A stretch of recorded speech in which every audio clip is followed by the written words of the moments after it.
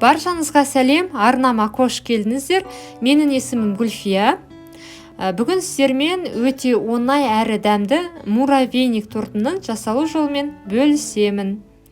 Өте тез дайындалады, міндетті түрде жасап көріңіздер. Ыдысқа 180 грамм бөлме температурасындағы сары майды саламыз.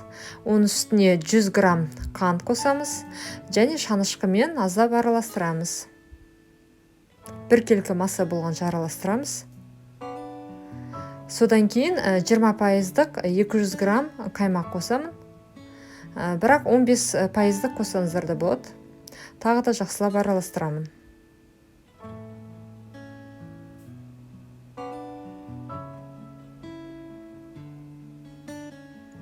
Және ұнды електен өткізіп шетінен қосам. 400 грамм ұн қосамын.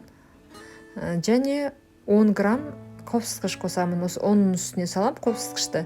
Содан кейін жақсылап барлығын араластырамыз.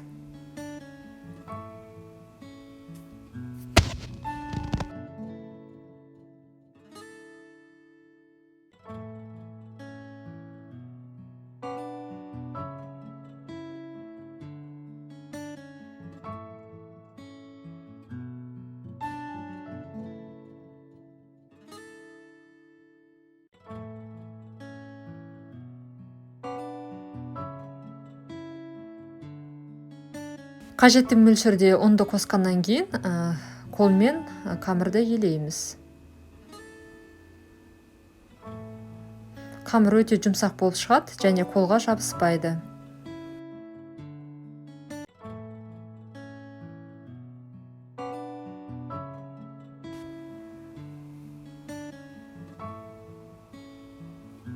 Қамырды 4-ке бөлеміз.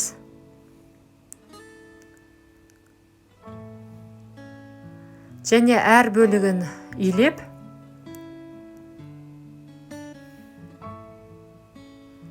салафанға салып, мұздатқышқа 30-40 минутқа қойып қоямыз.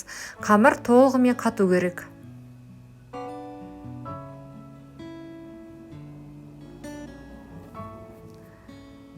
Міне барлық қамырды салафанға салдым. Енді мұздатқышқа қойып қоямын. Қамыр толығымен қатты, менде 1 сағат мұздатқышта тұрды. Енді қазір үкіштен өткіземіз. Пергамент төселген формаға барлық қамырды үкіштен өткізіп шығамыз.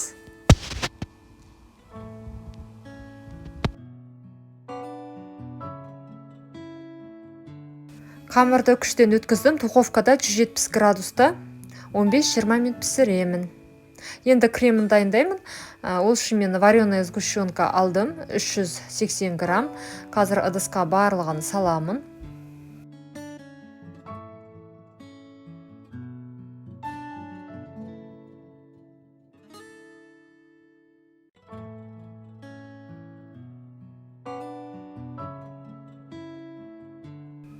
Және осы сгущенканың үстіне 180 грамм бөлме температурасындағы сары майды қосамын.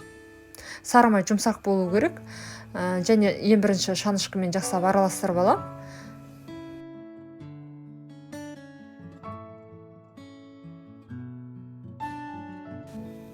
Енді миксермен жақсылап араластырамын.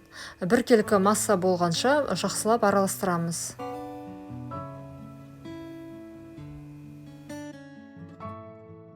Крем толығымен дайын болды. Дайын кремді шетке алып қоямын. Енді піскен қамырды қолмен ұсақтап үгітемін.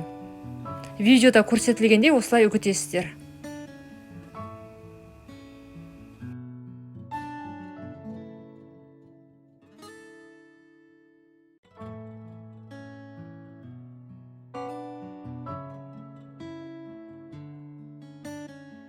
Барлық қамырды ұсақтап үгіттім.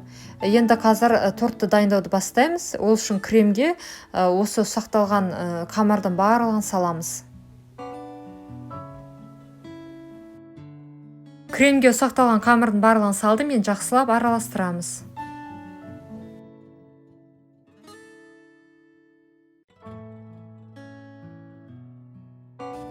жақсылап араластырдым. Енді қазір тортты жинаймыз.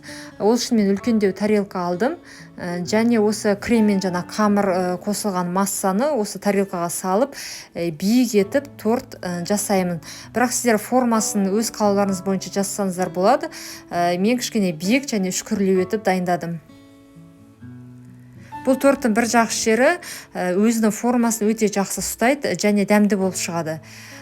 Міне менде осындай болып шықты.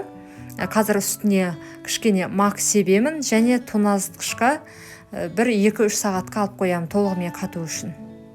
Торт дайын. Осы рецепт бойынша жасасаңыздар, лайк басып, комментарий жазуды ұмытпаңыздар. Сіздермен болған Гүлфия. Баршаңызға ас болсын.